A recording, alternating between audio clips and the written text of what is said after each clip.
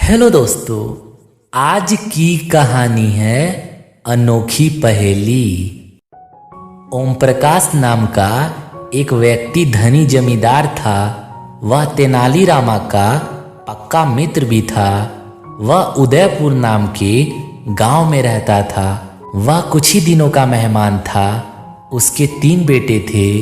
एक दिन उसने अपने तीनों पुत्रों को अपने पास बुलाया और कहा, मेरे मरने के बाद मेरे पलंग के नीचे से जमीन खोद कर देखना। तीनों पुत्र ने ओम प्रकाश के मृत्यु के बाद ऐसा ही किया। उन्होंने पलंग के नीचे खुदाई करनी शुरू कर दी। खुदाई के दौरान उन्हें जमीन में दबे हुए 3 कटोरे मिले, जो एक के ऊपर एक करके रखे हुए थे। पहले कटोरी में मिट्टी भरी हुई थी, दूसरे में सूखा हुआ गाय का गोबर था और तीसरे में तिनके रखी हुई थी। तीनों कटोरे के नीचे उन्हें 10 सोने की मुद्राएं भी रखी हुई मिली, जिन्हें बराह सिक्के कहा जाता था। तीनों पुत्र ने उन्हें ध्यान से देखा और अपना दिमाग लगाया, लेकिन उनके समझ में कुछ न आया। एक दिन भाई ने सलाह दी, चलो तेनालीरामन चाचा जी के पास चलते हैं। वह समझदार हैं और बुद्धिमान भी हैं। वह हमें इन सब का सही मतलब बताएंगे। दूसरे भाइयों ने भी हाँ कर दी और तेनालीरामा के पास चले गए। उन्होंने तेनाली से कहा, चाचा जी, आप इस बारे में क्या कहते हैं? क्या हमारे पिताजी ने इस बारे में आपसे कभी कोई बात की है? तेनालीरामा ने जवाब दिया, नहीं नहीं, तुम्हारे पिताजी ने कभी इस बारे में कोई बात नहीं की।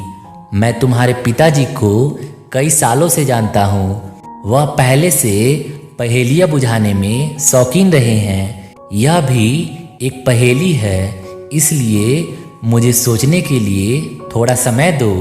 तीनों लड़के उनके पास ही बैठ गए और तेनालीरामा सोचने लगे। तेनालीरामा ने उत्तर दिया, मुझे पता चल गया, मुझे पता चल गया। आओ मैं तुम्हें बताता हूँ इस पहेली का क्या हल है। लड़के उत्सुकता से आगे बढ़ें और बोले, क्या हल है चाचा जी, जल्दी बताएं। तेनालीरामा ने जवाब दिया, इन तीनों कटोरी को ध्यान से देखो। तीनों तुम्हारे नाम से ही हैं। सबसे ऊपर वाला कटोरा सबसे बड़ा है, जिसमें कि मिट्टी भरी हुई है। इसका मतलब यह है कि तुम्हारे पिता के सारे खेत बड़े बेटे के हिस्से में आए हैं।